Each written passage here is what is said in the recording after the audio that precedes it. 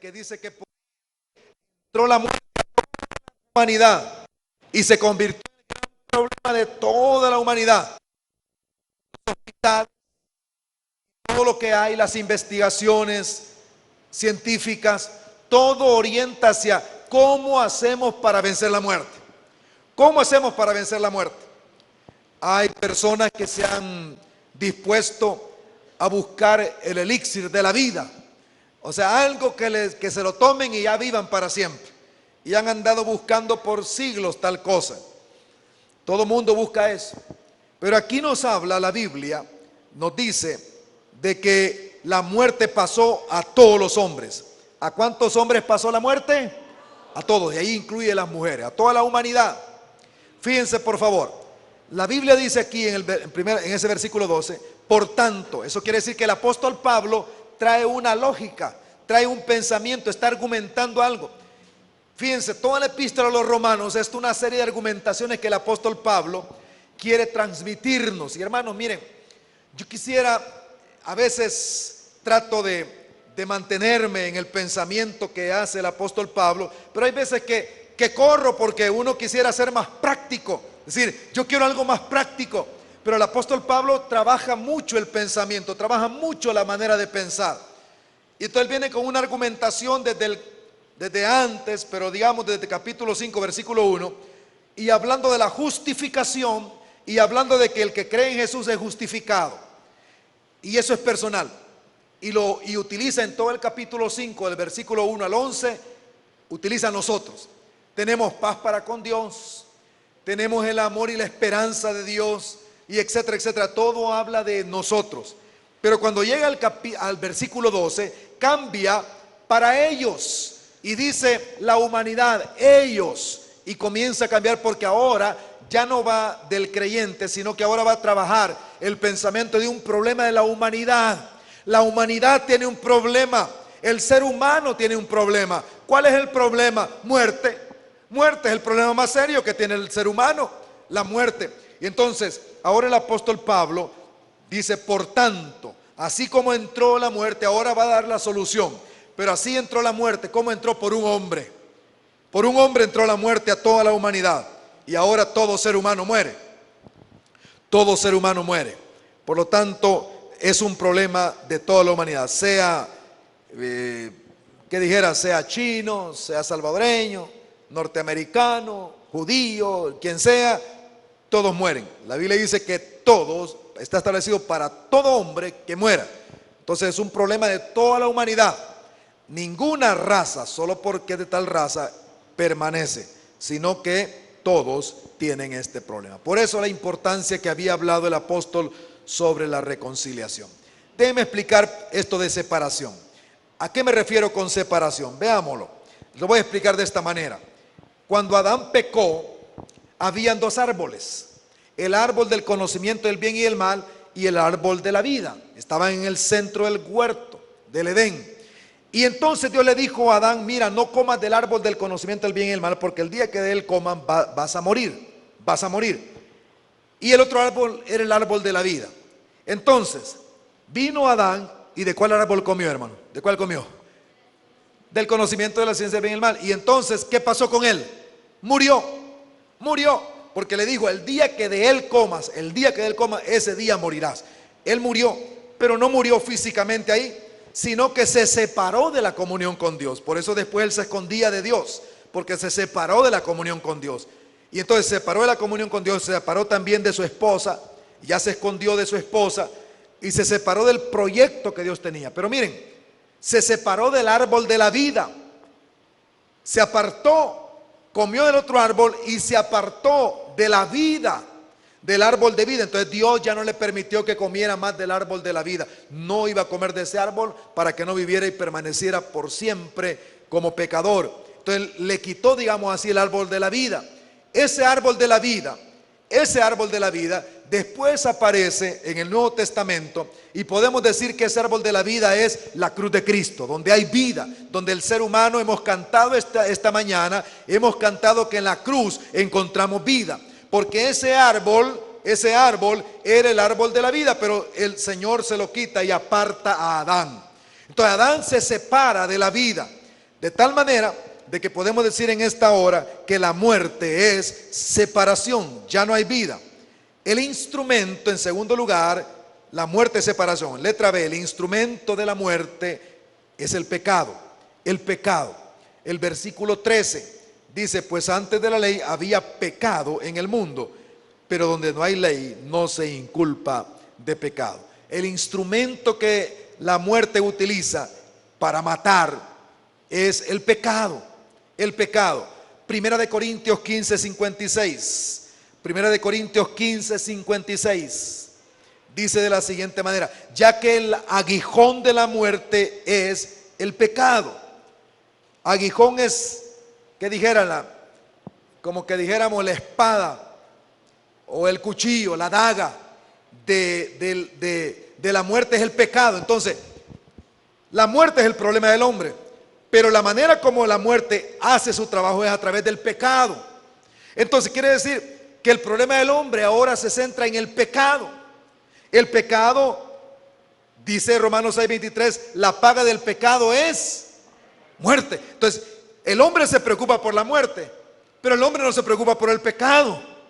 Pero aquí es donde viene la sabiduría de Dios, porque Dios va a tratar con el pecado. Dios trata con el pecado, por eso habla de la justificación, porque si Dios no quita el pecado, el hombre seguiría muerto, porque el hombre está muerto, porque se ha separado de la vida, porque resulta que este es un problema de toda la humanidad, porque resulta que cuando Adán pecó, letra C, Adán es cabeza de la humanidad muerta. Adán se convierte en cabeza de una humanidad muerta. 5:14, Romanos 5:14 dice, no obstante, reinó la muerte. Miren aquí como dice, reinó, es reinado de la muerte. Reinó la muerte desde Adán hasta Moisés, aún en los que no pecaron a la manera de la transgresión de Adán, el cual es figura del que había de venir. Por el momento quedémonos en el punto del versículo 14 que dice que la muerte ha reinado sobre toda la humanidad, aunque no pecaron como Adán. ¿Cómo pecó Adán? Comiéndose el fruto de un árbol que Dios le había prohibido. Ese fue el pecado, comerse un fruto. No sabemos, nuevamente, repito, he repetido esto muchas veces, no sabemos qué fruta era o qué tipo de fruto era. No era manzana. Yo cuando estaba pequeño me dijeron que era manzana y por eso los hombres tenían la manzana aquí, ¿verdad? Y yo creí eso cuando estaba pequeño y dije, wow, yo quería tener manzana porque eso es de hombres, tener manzana. Y cuando estaba pequeñito me tocaba y decía, ¿qué pasó, verdad? Pero es que el hombre decía el pecado y ahí le quedó. Y no sé quién me enseñó eso, no sé dónde encontré esa doctrina extraña, pero alguien me dijo eso. Entonces, pero decía, y el hombre se comió la manzana. No dice la Biblia que manzana, es el fruto de un árbol. Y el pecado estuvo en la desobediencia para comerse de fruto. La desobediencia. Así que todos han pecado. ¿Por qué? Porque se morían. ¿Cuál es la evidencia que el hombre es pecador? Que se muere, porque la paga del pecado es muerte. Entonces, si se muere es porque ha pecado. Si no se muere es porque realmente no ha pecado. Pero como todos los hombres se murieron, entonces, conclusión lógica, los hombres eran pecadores. Los hombres eran pecadores, aunque no pecaron como Adán, no comiendo fruto. Algunos envidiando a otros, algunos otros, su pecado fue que se metieron en adulterio con una mujer, con alguien que no era la esposa de ellos. Otro y así, pecado y pecado y pecado. Todos pecaron. Pero también, hermanos, vean una cosa importante, esta verdad que está aquí, que todos han pecado. Adán es cabeza. La Biblia nos dice que Adán se convirtió en cabeza de toda una humanidad que está muerta. No es que tenga un problema que dijera nada más social la humanidad. El mentir, el envidiar, el amar al dinero más que a Dios, es un problema de toda la humanidad. Es un problema de toda la humanidad. Ahora, déjenme, me voy a detener un rato en esto, porque quiero explicarles algo importante, que la humanidad está muerta, para que tengamos una respuesta adecuada. La Biblia, que es la verdad, ¿cuántos creen que la Biblia es la verdad? Digan conmigo, la Biblia es la verdad. Ahora, la Biblia es la verdad, no es la verdad religiosa, la verdad de las iglesias, no, la Biblia es la verdad del ser humano. Diagnostica que el problema de la humanidad, de la sociedad, Y vamos a ser más específicos. El problema de la sociedad salvadoreño, centroamericana, es el pecado. La raíz de su problema es el pecado. Es un problema de orden espiritual, es teológico. Es teológico. No, hermano, no me hable de teología porque eso yo no sé nada de eso, yo de eso no como. Debe comer porque realmente todo ser humano es un ser espiritual. Es decir, teológico quiere decir que es un problema que tiene que ver con Dios, que el ser humano no puede resolver su problema él solo, sino que es un problema que tiene que ver con Dios. Ahora, bien interesante esto, les quiero explicar. Esta semana pasada, durante 3 semanas tuvimos, ¿verdad?, grandes cambios en este país porque iba a venir el presidente Obama, ¿verdad? Y hubieron cambios, ¿verdad? Diferentes cosas y bueno, algunos fueron al centro a quererlo ver y no pudieron, ¿verdad? Y no pudieron verlo. Entonces el presidente Obama vino y para algunos fue una alegría y ha sido de gran provecho. Para algunos, otros lo han criticado, etcétera, etcétera. La sociedad pues tiene su propia opinión. Pero el presidente Obama, juntamente con el presidente Funes, dijeron cuáles eran los problemas que tenían y plantearon soluciones para los problemas en base a los análisis que hacen según los asesores que tienen, ¿verdad? Ellos plantean diferentes soluciones. Y su análisis es sobre todo un análisis social y económico, político, un análisis de salud, de educación. Porque, y escuchen los estudiantes de bachillerato, universidad y profesionales, al estudiante se le enseña que el ser humano en su naturaleza es un ser biopsicosocial. Esa es una palabra que se ha utilizado muchísimo. Se le enseña que el ser humano es un ser, por su naturaleza es biopsico y social. Entonces, se aprende, se memoriza, sale en el examen, tiene que escribirlo, tiene que aprenderlo. Por ley tiene que aprenderlo, si no, no pasa las materias. Entonces se le enseña eso. Así que, de acuerdo al análisis que yo hago, ¿quién es el hombre? Así le doy también la medicina al hombre. Así que como el hombre tiene problemas, muerte es el problema, entonces, pero como el ser humano es biopsicosocial, le voy a dar soluciones en esas dimensiones. Le voy a dar salud, le voy a dar educación, le voy a dar, ese es el análisis. Les voy a poner un ejemplo de lo que más o menos se dijo. No puedo poner las palabras exactas, pero más o menos esto es lo que se dijo. Problema, el narcotráfico. El problema es que somos muy pobres. Por eso caemos víctimas de la oferta de los narcotraficantes. Se decía, si nosotros tuviésemos mejor salario, si tuviésemos mejores entradas económicas, no tendríamos ese problema. Así que la solución que se plantea es que hay que educarnos mejor, tener mejores empleos y ganar más dinero para no tener más problemas de narcotráfico. Por lo tanto, lo que necesitamos, según los analistas, es más dinero para reactivar la economía y tener más empleos. Y ahí tendríamos la solución. Yo tengo un comentario personal sobre eso. Mi cuestión es como que si los narcotraficantes son gente pobre. Más bien el problema es que son millonarios y es una lucha por el poder del dinero, la que hay, una guerra por el poder del dinero. Y yo podría decir que hay muchísimas personas que son pobres y no por eso son corruptos y corruptores. Es decir, no la pobreza es un problema, sí, es un problema, pero no el ser pobre es el problema. El ser pobre no es el problema, la pobreza hay que tratarla y la Biblia nos habla de eso. Yo espero en el Señor que en los próximos meses Dios nos dé más luz sobre esto. Cómo la economía la ve la Biblia. Cómo Dios trata el problema de la pobreza, porque Dios dice algo sobre eso. Pero entonces quiere decir que si tenemos gente más educada ya no va a haber, y gana más, ya no va a haber narcotráfico, no va a haber maldad, ya no va a haber todo eso. No funciona así. Hay gente que se educa más y roba más. Hay gente que hace, hermanos, y esa es la realidad que estamos viviendo nosotros. Y no es de ahora. Esa es la historia de la humanidad. Esa es la historia del ser humano. Porque el problema es que el hombre está muerto. No es que se va a morir, está muerto. No tiene sensibilidad hacia la vida que Dios da. Ahora déjenme explicar un poco más. Porque yo quiero, por la palabra de Dios, autorizado por la palabra, quiero decir lo siguiente, que el ser humano en su naturaleza, y le voy a poner aquí 4 dimensiones, el ser humano es, le voy a decir, por favor ténganme paciencia, voy a hablar esta palabra, neuma psicobiosocial. Neuma es espíritu, el ser humano es espíritu, es psico porque es el alma, o sea la psiquis del ser humano, es bio porque es cuerpo y es social porque se relaciona con los demás. Muy bien, pero es en primer lugar y en su raíz es un ser espiritual. Es un ser espiritual.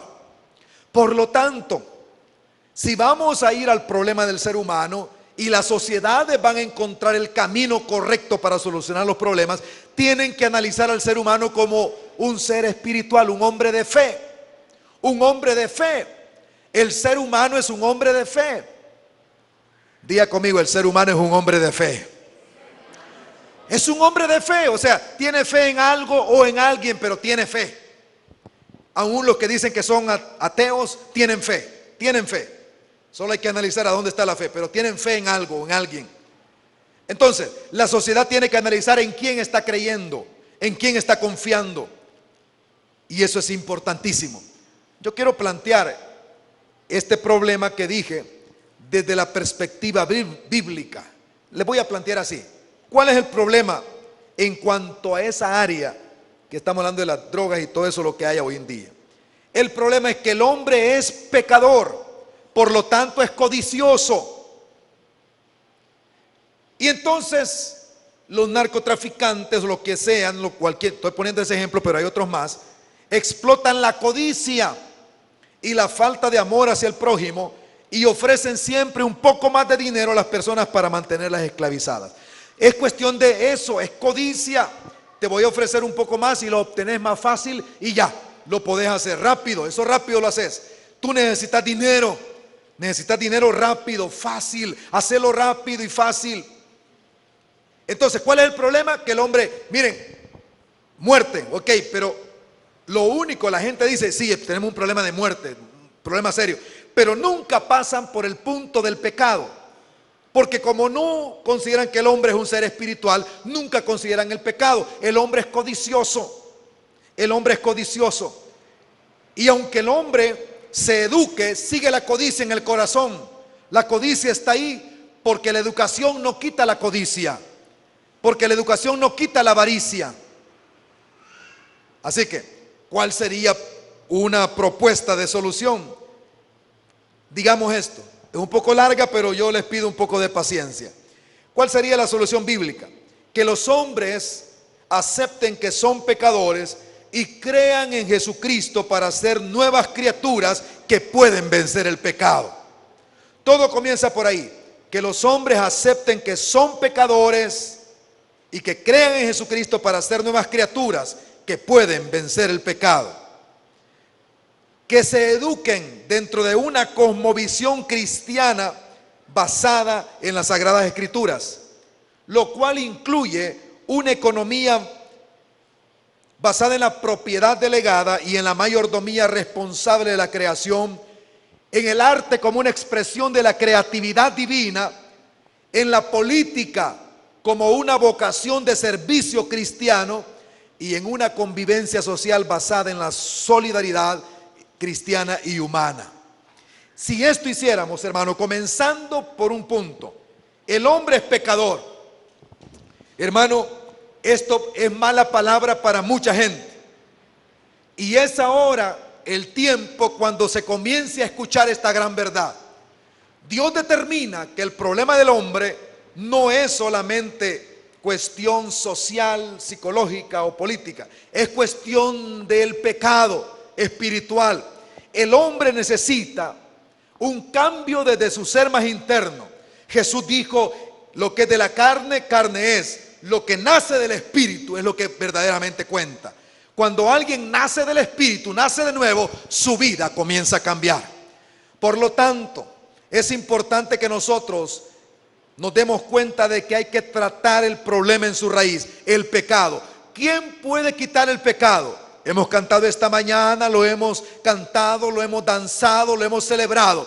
Solo la sangre de Jesús puede quitar el pecado del ser humano. Solo la sangre de Cristo. ¿Cuántos dicen amén a eso? Así que la sociedad, sin la sangre de Cristo, seguirán siendo como muertos que entierran a sus muertos. Seguiremos con una humanidad muerta y sin la solución que Dios nos ha dado. La humanidad está muerta. Cuando yo pensé en este capítulo de Romanos 5, lo leí, se me vino a la mente una imagen mental que está descrita en Ezequiel. Y hermanos, a mí me impresionó. Les quiero contar qué pasó. Cuando yo leí y lo leí y lo leí, de repente vino a mi mente una imagen mental. Wow, esto es. Les quiero contar cómo lo vi. Lo vi como dice el Señor a Ezequiel. Dice que Dios llevó a Ezequiel a un valle que estaba lleno de huesos secos, totalmente secos y muertos. Una cantidad de huesos aquellos, llenos de huesos. Y cuando yo leía Romanos 5, en los versículos 12, la humanidad está muerta, pasó a todos la muerte. Yo me imaginaba ese montón de huesos que está ahí. Y Dios le dijo a Ezequiel, ¿vivirán estos huesos? Y Ezequiel dice que sabiamente le dijo, Señor, yo no sé, tú lo sabes, dime tú. Y le dijo Ezequiel, levántate, háblale a los huesos, y esos huesos van a vivir. Y él comenzó a hablarle a los huesos y hablarle a los huesos, y después le dice, háblale al espíritu, dile que venga el espíritu sobre ellos y van a vivir. Y vino el espíritu y vivieron aquellos huesos secos, se convirtió en un ejército que se levantó. Para mí eso es la humanidad. La sociedad es como que está muerta, huesos secos. ¿Y quién le da vida? ¿Quién le puede dar vida? Pero no solo eso. Vino a mi mente otra imagen. La imagen del tronco. Dice Isaías 11:1 que hemos leído esta mañana al comenzar esta celebración. Saldrá una vara del tronco de Isaí, vástago retoñará de sus raíces. Se refiere a un retoño, a un vástago de un trozo que está muerto. Y la pregunta es, ¿puede un trozo muerto como este dar vida? ¿Puede un trozo como ese dar vida? ¿Cómo va a dar vida ese trozo? Está muerto. Es decir, por más que yo quisiera que dé vida, no da vida. Sin embargo, aquí viene el asunto, que Dios revela que sí puede dar vida. ¿Cómo? Por medio de darle un retoño. ¿Quién es ese retoño? ¿Quién es ese renuevo? Es Jesucristo nuestro Señor. La Biblia dice que Él es el renuevo de Jehová. Sobre Él está el Espíritu de Jehová. Él tiene el Espíritu de Dios para dar vida, Ese retoño vino a la tierra. Vino a la tierra de Israel. Y un día caminando, les dijo a los discípulos, vamos a ir hasta el otro lado. De regreso a Galilea, pero vamos a ir por Samaria. Y se encontró con una mujer que la Biblia la llama la samaritana. La samaritana, como para enfatizar el apodo. La manera a veces hasta despectiva, los samaritanos. Le dice la samaritana. Y cuando Jesús comienza a platicar con aquella samaritana, y él le dice, dame de beber, porque estaba en el pozo. Y dice que la mujer le dijo, y voy a leer, eso está si quiere lo busca, pero después Juan capítulo 4 versículos 9 y 10, ella le contesta, ¿cómo tú siendo judío me pides a mí de beber que soy mujer samaritana? Juan 4, 9 y 10. Porque judíos y samaritanos no se tratan entre sí. En otras palabras, hay un problema serio de racismo entre nosotros. No nos tratamos, no nos hablamos, nos evadimos. Y es lo que los judíos hacían, se iban por otro lado, no pasaban por Samaria, porque eran gente de segunda categoría. Y ellos los veían de esa manera. Y respondió Jesús. Escuche la respuesta de Jesús, por favor, y ponga atención, porque de esto es mi siguiente punto. Respondió Jesús y le dijo, si conocieras el don de Dios, y quién es el que te dice dame de beber, tú le pedirías y él te daría agua viva. Si conocieras el don de Dios, de eso quiero hablarles ahora, del don de Dios. Les quiero hablar del don de Dios por unos minutos, hermano.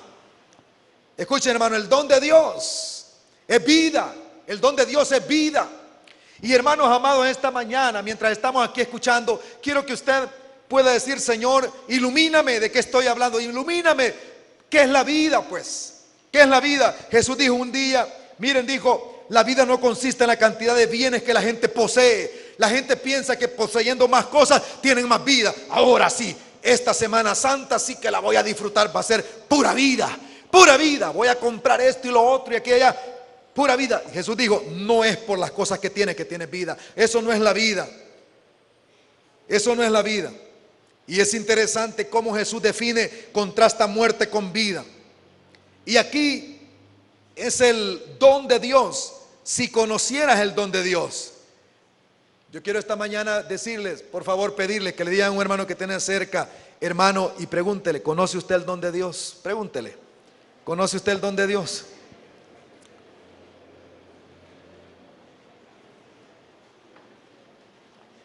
Descubrámoslo en la Biblia. Vamos a descubrirlo. Versículo 14 de Romanos 5. Dice, no obstante, reinó la muerte desde Adán hasta Moisés. De eso hemos estado hablando, el reino de la muerte.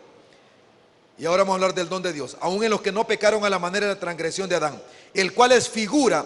Ahora me concentro en la última parte de este versículo 14. El cual, es decir, Adán, es figura del que había de venir. Adán, figura de Jesucristo. Adán, figura de Jesucristo. ¿Qué significa que Adán es figura de Jesucristo? Que Adán es un tipo de Jesucristo. ¿Cómo? ¿Cómo es eso? Porque Adán fue cabeza de una humanidad. Versículo dice que hemos leído que Adán entonces es cabeza de una humanidad, por eso, y Jesús es cabeza de otra humanidad. En el globo terráqueo, en la tierra, en cada nación conviven dos humanidades: la humanidad según Adán y la nueva humanidad según Jesucristo. Hay dos humanidades. La humanidad según Adán es la humanidad esclavizada al pecado, muerta, cuya propia forma de pensamiento es muerte y muerte. Pero hay una nueva humanidad que es según Jesucristo, justificados, tienen vida y ahora proyectan vida, proyectan algo nuevo para la vida. Hay dos humanidades. Y miren, hermanos, Adán entonces es figura de Jesucristo. Dice así el versículo 16. Ahora vamos al versículo 16. Dice, y con el don no sucede como en el caso de aquel uno que pecó, porque ciertamente el juicio vino a causa de un solo pecado, para condenación. Pero el don vino a causa de muchas transgresiones para justificación. Hermanos, el don de la vida, el don de la vida, dice que es un don, es un regalo. Ya leímos Romanos 6:23 que dice que la dádiva, el don de Dios es vida eterna. Jesús dijo, yo he venido a darles vida. El don de Dios es vida. Ahora, quiero que vean el versículo 16, algo importante. Dice, porque ciertamente el juicio vino a causa de un solo pecado, para condenar a toda la humanidad. Acá, hermano, ¿por cuántos pecados se condena a la humanidad? ¿Por cuántos pecados? Diga conmigo, un solo pecado. Mire, esto nos enseña algo importantísimo, hermano. Porque por un solo pecado se transmitió el pecado a toda la humanidad. Y toda la humanidad se condena por ese pecado en Adán. Por eso es que hay muerte en toda la humanidad, por un solo pecado. Y ya vamos a ver un poco más de esto en detalle en los próximos minutitos. Pero el don de la vida vino a causa de muchas transgresiones para justificación. El don de la vida. Letra B, el don de la vida. El don de Dios es el don de la vida. Jesús trajo a la humanidad la vida. Jesús trajo a la humanidad la vida. Es más, quiero declarar ahora, delante de ustedes, mis amados hermanos, que no solo trajo la vida, sino que Jesús, Él es la vida. Él es la vida. Pero el Padre le delegó a Jesús que le dé vida a los muertos. Yo les voy a leer unos versículos que son impresionantes. Juan 5, 24 y 25. Ahí donde dice el don de la vida, y quiero anotar a la par Juan 5, 24 y 25. Se los quiero leer. Y escuche atentamente estos próximos minutos. Lo que usted va a escuchar estos minutos es importante para usted, para su familia, para esta nación, para la humanidad. Dice así, de cierto digo, dice Jesús, de cierto digo, el que oye mi palabra y cree al que me envió, tiene vida eterna. No dice que tendrá, dice que tiene. El que oye mi palabra y cree al que me envió, ¿qué dice? Tiene vida eterna. Muy importante, tiene vida eterna. Ahora, y escuche lo que dice: y no vendrá condenación, que ese es el problema del pecado. No vendrá condenación. Y luego declara así: mas ha pasado de muerte a vida. ¿Ha pasado de qué? De muerte. Miren, hermano, aquí no es que tal vez dice ha pasado. Hay dos formas de existencia aquí en la tierra: muerte o vida. Muerte en Adán, vida en Jesucristo. Cuando alguien cree en Jesucristo, pasa de muerte a vida. Comienza a vivir, hasta entonces comienza a vivir. Antes de creer en Jesús, él es una persona que es biopsicosocial, pero no tiene vida. La vida está en el Espíritu. Jesús dijo: el Espíritu es el que da vida. El Espíritu es el que da vida. La carne para nada aprovecha. Así que en el Espíritu Jesucristo da vida y comienza el hombre, el ser humano, a vivir. Si usted ha creído en Cristo Jesús, usted ha recibido vida. Vida eterna tiene usted en el nombre del Señor. ¿Cuántos alaban a Dios esta mañana por eso?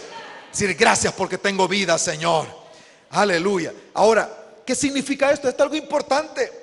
Porque ¿de qué sirve arreglarle flores y arreglar la tumba y arreglar, vamos a ponerlo prácticamente, arreglar el ataúd y arreglar el vestido y arreglar todo al muerto? Está muerto. Está muerto. Pero bendito sea Dios que cuando hay vida arreglemos lo demás, porque la vida va a hacer lo posible y va a darse los cambios necesarios. Por eso esto es importante. Cuando la humanidad analiza al ser humano solamente echando a un lado lo que es lo espiritual, la humanidad comienza a enredarse y repite los ciclos de muerte. Solamente Jesucristo da vida. Pero miren, todavía dice algo más. Quiero terminar la lectura. Leí el versículo 24. Ahora el versículo 25 de Juan 5 dice: de cierto digo, viene la hora, y ahora es, cuando los muertos oirán la voz del Hijo de Dios, y los que la oyeren vivirán. Dice los muertos, ahí no se refiere al que está muerto físicamente, sino al que está muerto, a la humanidad que está muerta. Oyen la voz del Señor, escuchan la palabra de Dios y tienen vida. ¿Sabe qué es lo que le da vida a usted? Es la palabra de Dios. ¿Sabe cuál es el río de vida? La palabra de Dios. Llénese de la palabra y usted tendrá vida. Llénese del Espíritu, usted tendrá vida. Por eso ahora, hermanos, estamos tratando de ir con la palabra. Métase en este río, así como Ezequiel tuvo que meterse en el río, primero hasta los tobillos, después hasta las rodillas, después dice que le daba casi al pecho, y por último dice que se dejó ir en el río, que el río lo guiara. Así es también la palabra. Usted tiene que dejarse que la palabra lo guíe a usted. La palabra lo va a llevar al destino que Dios tiene para su vida, un destino de bendición. Aleluya. Así que podemos decir que Jesucristo trajo la vida. Jesucristo trajo la vida. Hemos pasado de muerte a vida. Ahora, versículo 15 del capítulo 5 de Romanos. Pero el don no fue como la transgresión.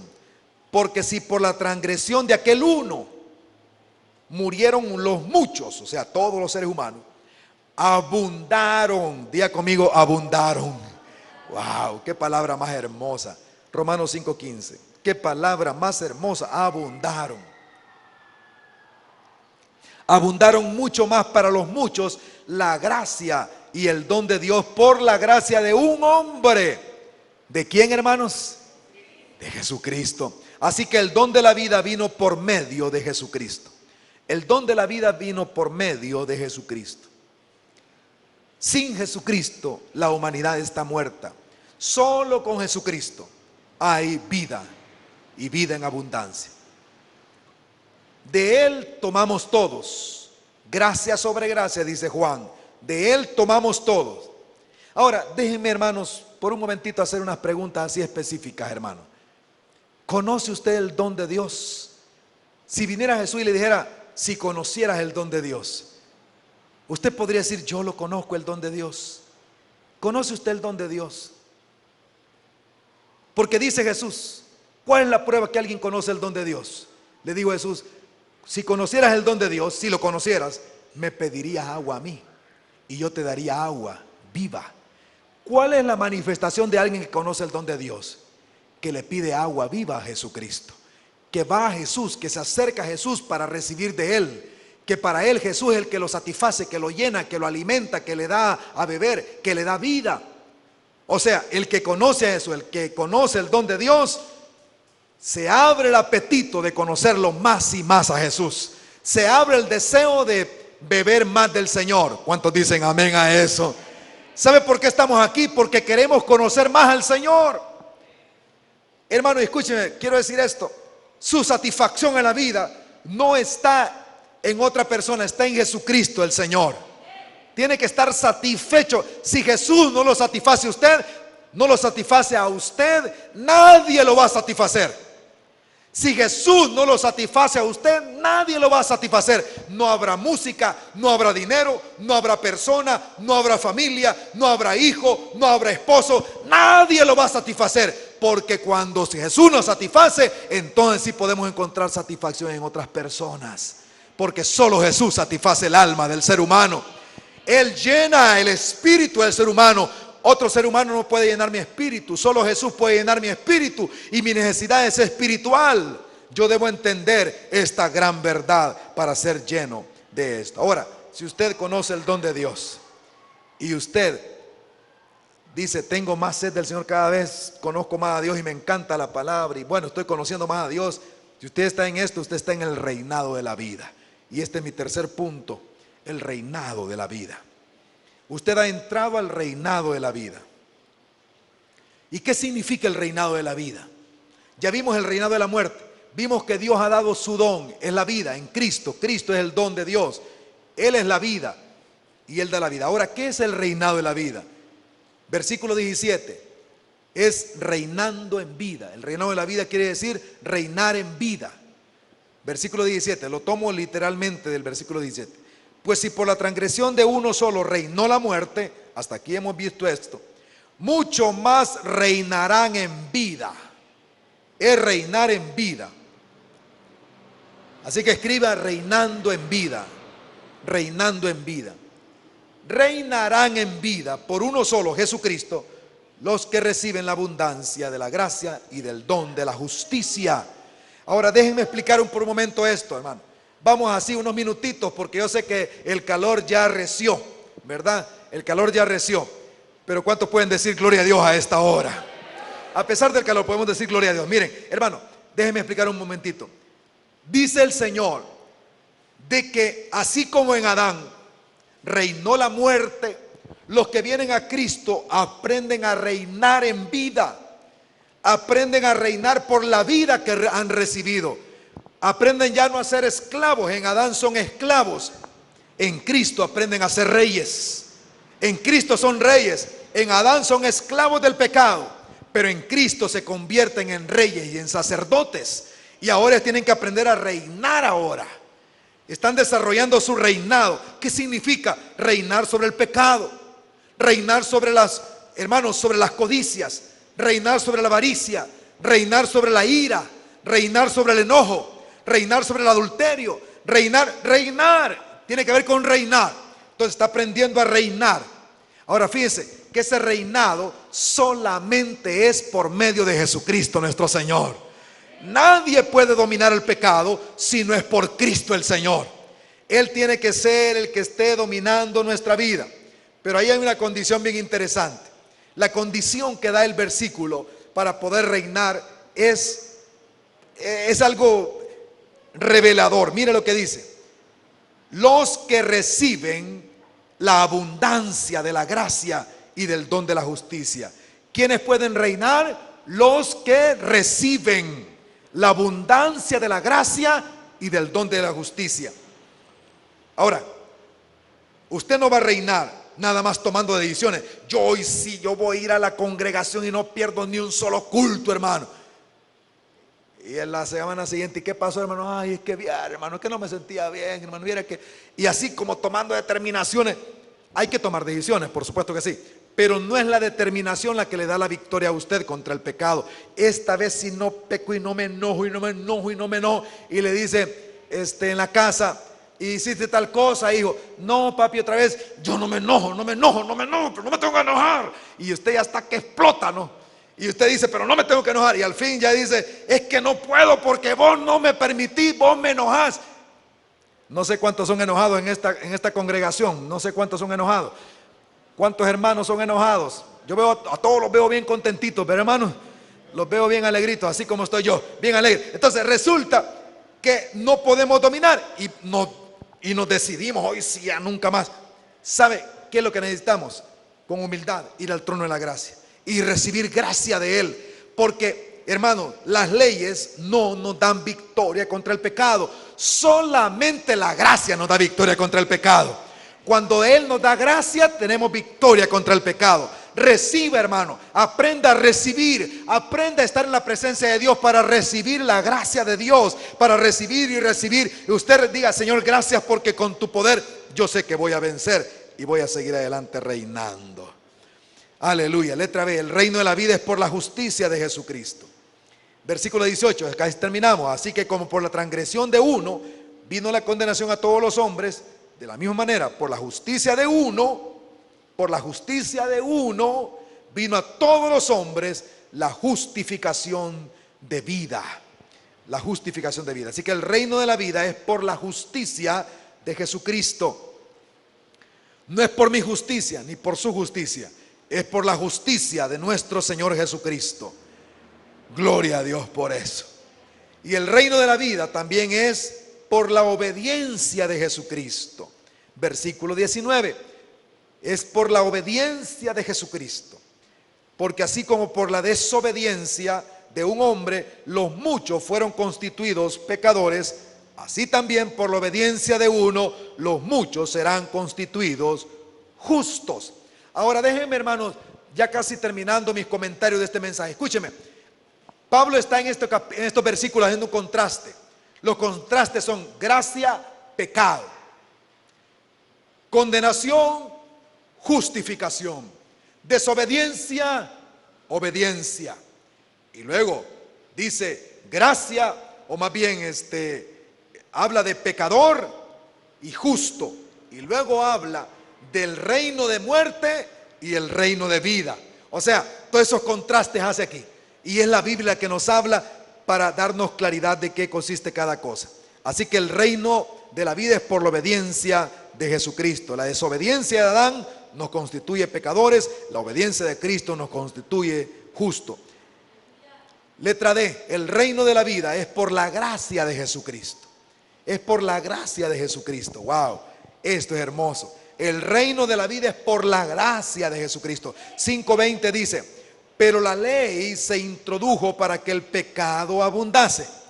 Mas cuando el pecado abundó, ¿qué dice la palabra? Sobreabundó la gracia. Wow.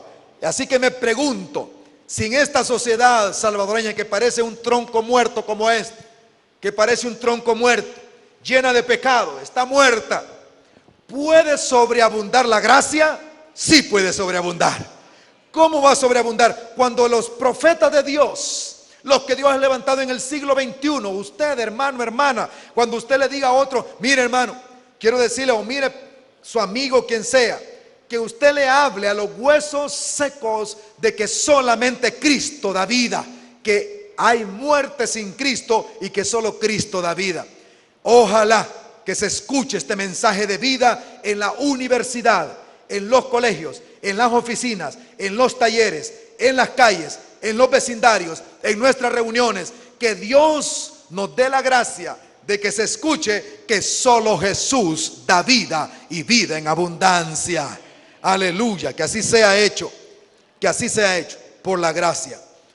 Versículo 21: para que así como el pecado reinó para muerte, aquí está el contraste de los dos reinos, así también la gracia reine por la justicia para vida eterna mediante Jesucristo, Señor nuestro.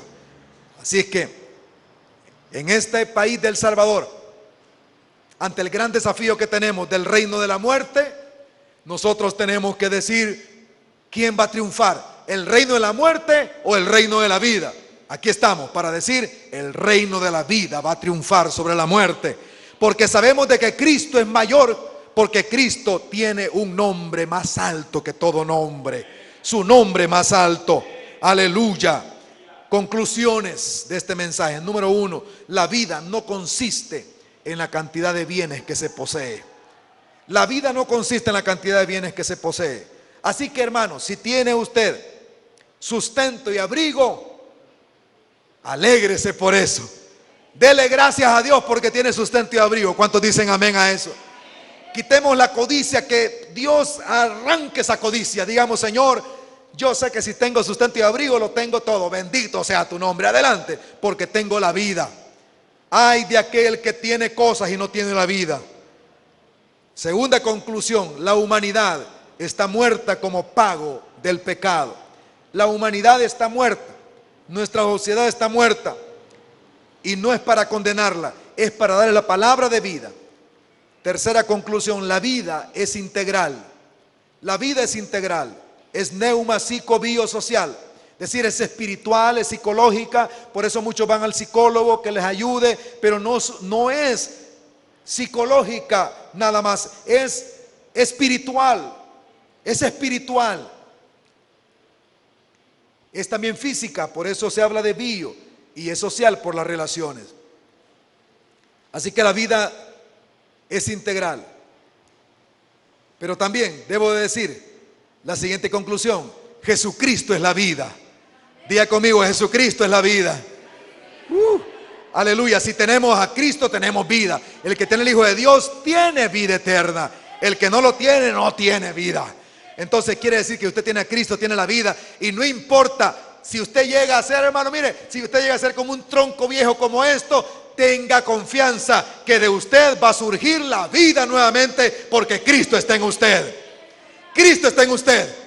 No importa de dónde lleguemos. Si Dios, hermanos, está con nosotros, hemos de levantarnos en el nombre del Señor.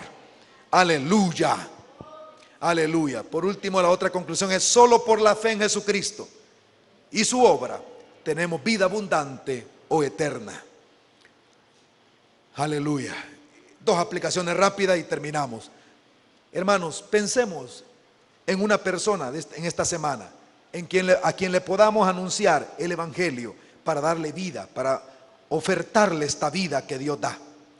¿A quién le vamos a decir? Piensa en un nombre, en una persona, para que oremos dentro de un momento. Piensa en alguien que diga: yo voy a orar por esa persona, para que esta semana Dios se le revele y yo le voy a hablar del evangelio, y esa persona que cree en Jesucristo. Es lo primero.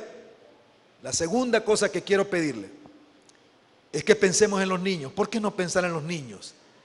Cada vez que nacen niños y niñas hay esperanza de vida. Pero ¿qué sucede cuando son maltratados, rechazados o mal influenciados?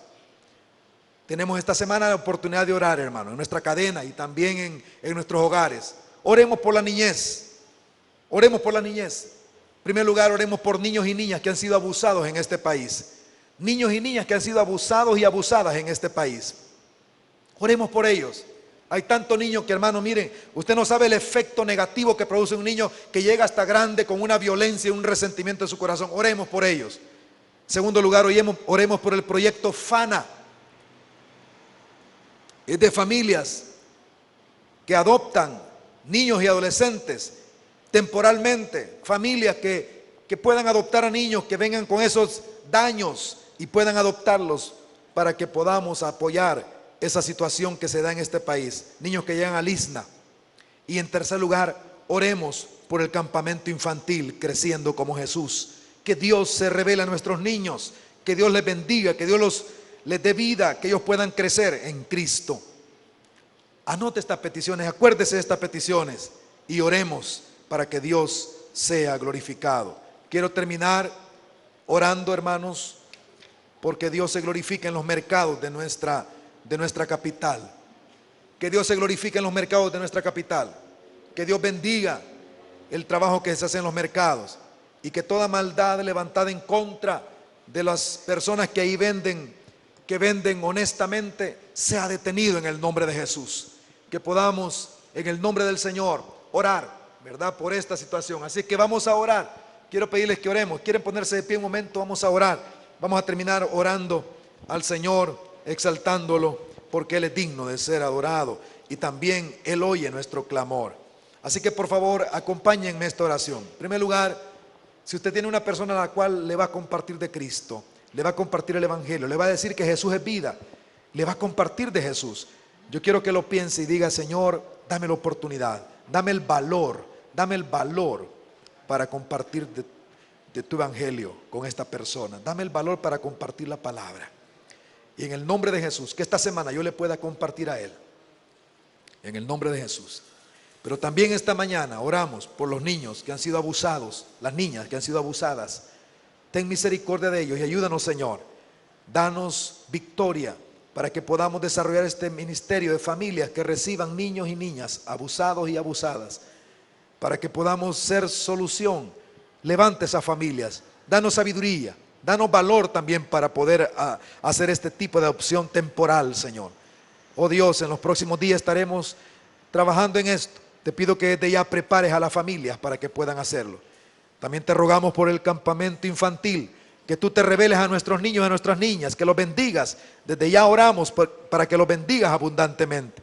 Pero también, Señor, esta mañana oramos por los mercados. El mercado de San Jacinto, nos han pedido oración por este mercado. En el nombre de Jesús, que sea reprendida toda obra del diablo, toda obra de violencia, toda obra de asesinato, sea reprendida en el nombre de Jesús de Nazaret, en el nombre de Jesús. Y así oramos por los demás mercados, el mercado Tinete, nuestro hermano Juancito. Padre, bendíceles, dale victoria, y así los demás mercados, en el nombre de Jesús.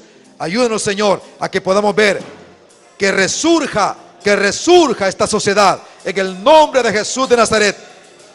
Que el retoño, el renuevo de Jehová se levante en medio de esta sociedad que está muerta, Padre. Aleluya, alabado sea tu nombre.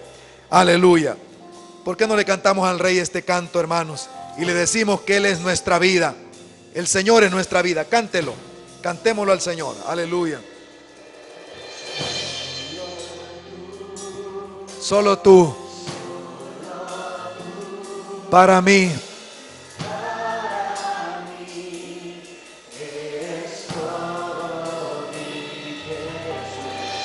Solo tú, solo tú,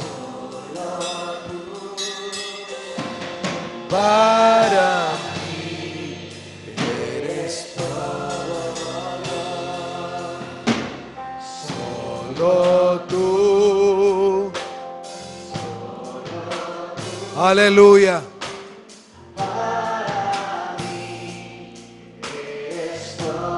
Gracias, Señor. Solo tú, para mí eres todo, Dios. Mi vida y mi prioridad. ¿Quién se compara? Se compara a ti. Grande es tu gloria, majestuoso Rey, mi Dios, mi paz siempre será solo tú.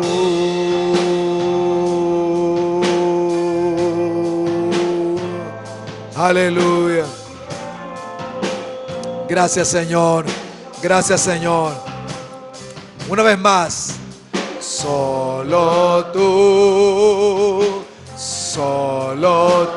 para mí, Señor, para mí eres todo, mi Jesús.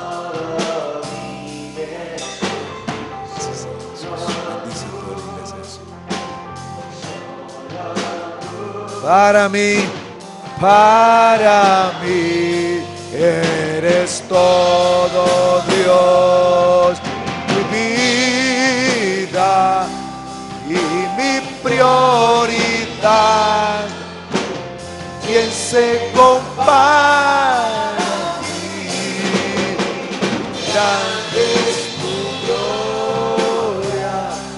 majestuoso Rey, mi Dios, mi paz, siempre será.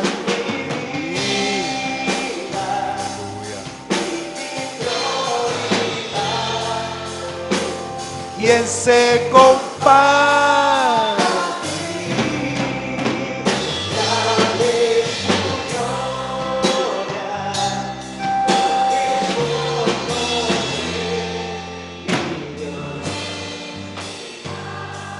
Siempre serás mi Dios, mi paz.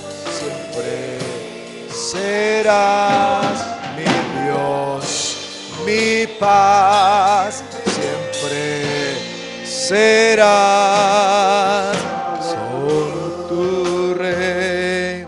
Gracias, Señor. Gracias, gracias, Señor. Declaramos que tú eres nuestra paz, tú eres nuestra vida. Yo quiero que por último, hermano, levante sus manos al cielo y recibamos de Dios esa bendición que el apóstol Pablo repetía vez tras vez. Reciba de Dios esta bendición que el apóstol Pablo decía continuamente, esa bendición apostólica. Él decía, y yo la repito ahora, decía que la gracia y la paz de Dios sea con todos ustedes, de parte de Dios el Padre y de nuestro Señor Jesucristo. Que esta semana sea una semana llena de paz y llena de gracia para todos ustedes. En el nombre de Cristo Jesús, amén, Señor, y amén, Señor. Gloria a Jesús.